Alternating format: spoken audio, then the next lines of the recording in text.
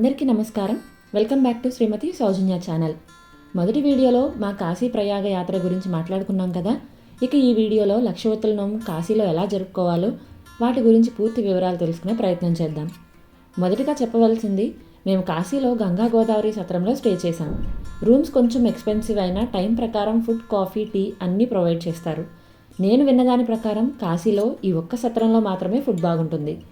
ఇక ఈ సత్రంలో కావలసిన వాళ్ళందరికీ శ్రీనివాస శర్మ గారిని రికమెండ్ చేస్తారు. అంటే పిండ ప్రదానాలు, పితృతర్పణాలు, దానాలు, లక్షవత్తుల నోములు ఇలా అన్నీ ఈయన జరిపిస్తారు. అలా అని వేరే వాళ్ళని మాట్లాడుకోకూడదా అంటే అదేమీ లేదండి. మీకు వేరే వాళ్ళు తెలిస్తే వాళ్ళతో అయినా మీరు జరిపించుకోవచ్చు. అయితే 2 నెలల ముందే మేము బ్రహ్మగారితో మాట్లాడి అడ్వాన్స్ పే చేసి ప్రాంగణం బుక్ చేసుకున్నాం. మనం ఇక్కడ నుండి ఏమీ తీసుకువెళ్లాల్సిన అవసరం లేదండి.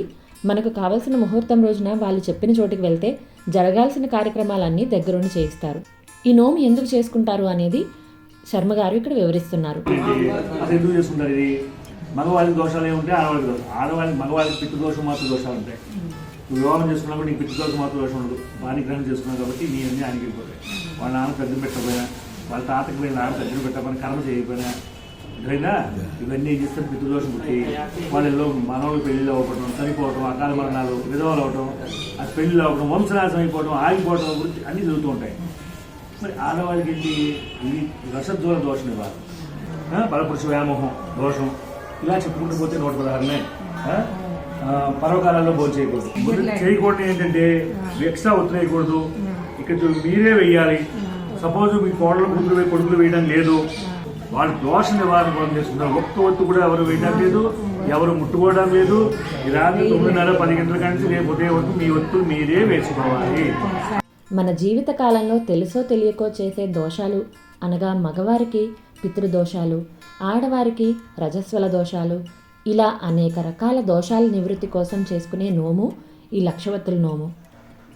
గంగానదిలో స్నానంతో మొదలై మండపారాధనలు, లక్షవత్తుల నోము కదా, రాత్రంతా జాగరణతో లక్షవత్తులు వెలిగించుట, తరువాతి రోజు మళ్ళీ మండపారాధన, సూర్య నమస్కారాలు, హోమం, పూర్ణాహుతి, ఆశీర్వచనం, గోదానంతో పూర్తయి 2 రోజులు ఈ నోమును జరుపుకుంటారు.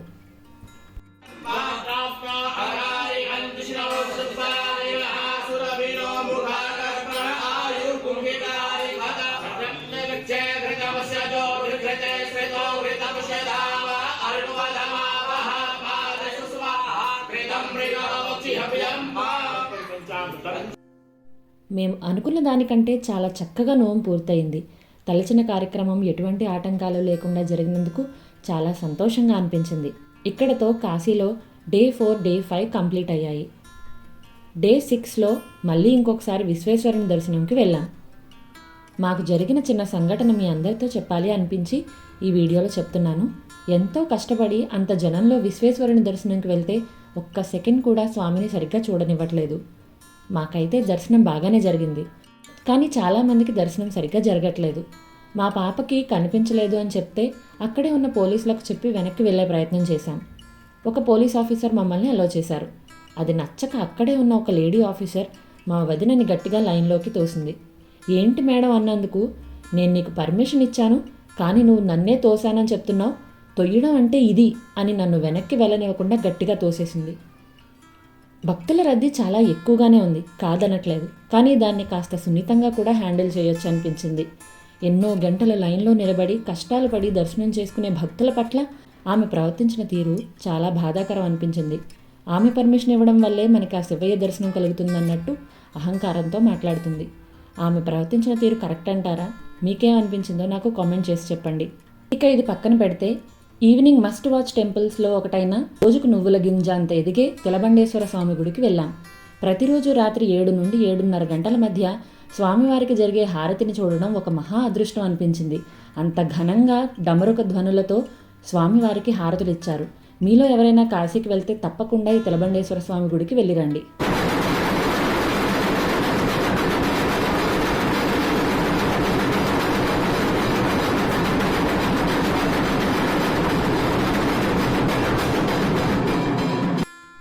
ఈ రోజుతో మా కాశీ యాత్ర సంపూర్ణం చేసుకుని డే 7 మార్నింగ్ హైదరాబాద్కి రిటర్న్ అయిపోయాం.